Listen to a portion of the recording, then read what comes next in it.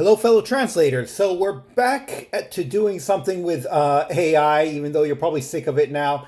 And I'll stop doing these soon, also because anytime I post something using AI, I get some trolls commenting and messaging me. But I just wanted to show this because DeepSeek is out and Perplexity now. You can use Perplexity with DeepSeek, and I thought it was quite interesting. So I wanted to do a quick comparison between ChatGPT and Perplexity using DeepSeek, just to kind of give an idea. And you guys can feel free to experiment amongst yourselves. And but I just wanted to show something quickly. So what I'm going to do now is create a glossary, I guess. So let's do that.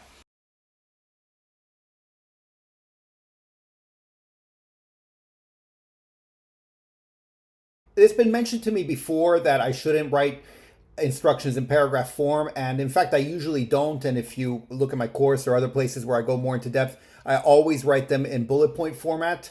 I know another format that I've been told is to kind of just do a separate instruction for each thing, like translate the text and have it translate it, and then later ask it to create a glossary. You can do both, but it is true that if you put all the instructions together in paragraph format, that the AI tends to get confused often. I found that dividing it like this into these bullet points helps. I usually am even more precise than this, but I wanted to do something quickly, so I thought this would help. Now we're going to copy and paste some text, so let's do that.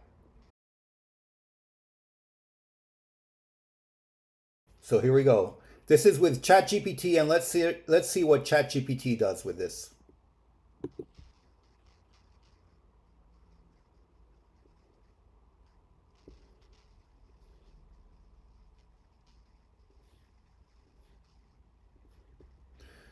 Now let's try to.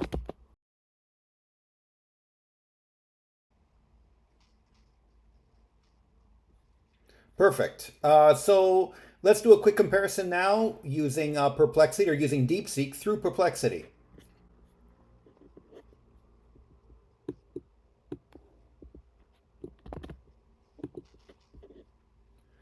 Now, it seems to me actually that you can only do this with the Pro version, because when I click on Pro, I get reasoning with R1, new DeepSeek model hosted in the US.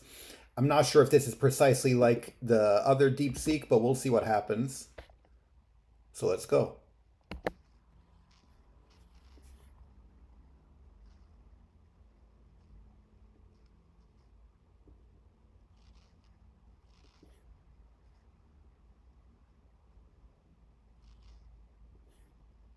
It's interesting. I noticed with DeepSeek, it really details all the steps it takes and what it's doing at each step, and which I think is super interesting. So if you find any mistakes or anything wrong, you can pinpoint exactly where that happened.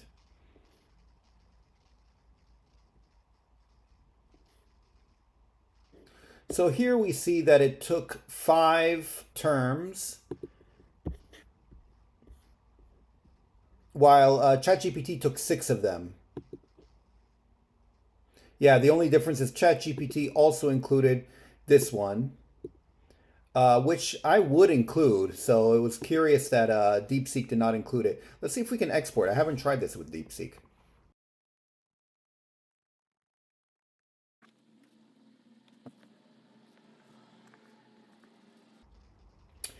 Interesting. It only gives me the Python code to do so.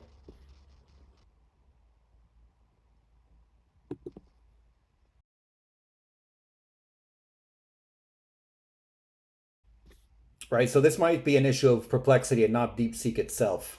So I'm going to try to insist a little bit here because I want to see if it can create the glossary in Excel.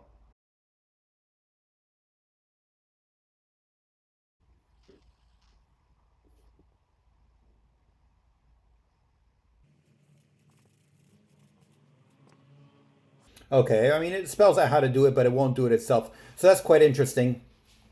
So here, whether I use DeepSeek or not, it won't give me the Excel file.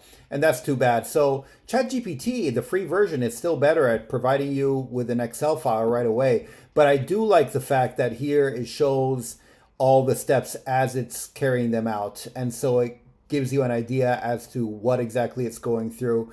And that way, if you find any mistakes, any hallucinations, or anything wrong, you know, you have a much better idea as to where to pinpoint it. Anyway, I just wanted to show you quickly that you can do that. If you have Perplexity, try to use the DeepSeek on it. And if you have the free version, let me know if it works with that. It's too bad if it only works with the pro version, but regardless, it's quite interesting to play around with. Hello, fellow translators. Are you feeling left out with everything going on around AI and AI in translation? Well, I'm here to tell you, you should not let AI intimidate you. In fact, you should let it empower you. You can turn AI into your ally. The fact is, AI is here to stay, and if you're a translator, you're probably well aware of this. However, it won't steal your job. AI is just a tool. So what you should fear is not AI, but the translators who actually know how to use AI properly.